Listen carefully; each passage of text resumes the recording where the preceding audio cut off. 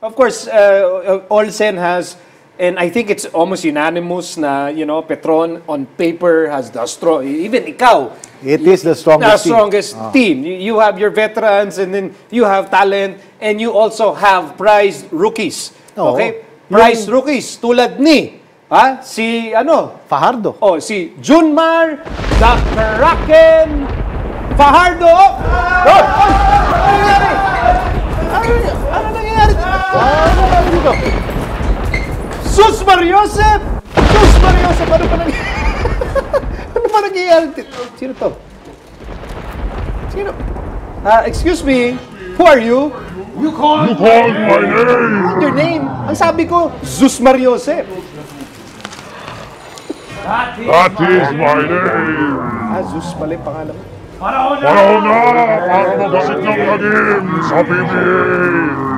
Mararamdaman mo na ang aking halimaw! Release the Kraken! Hindi ko kayo release na Kraken.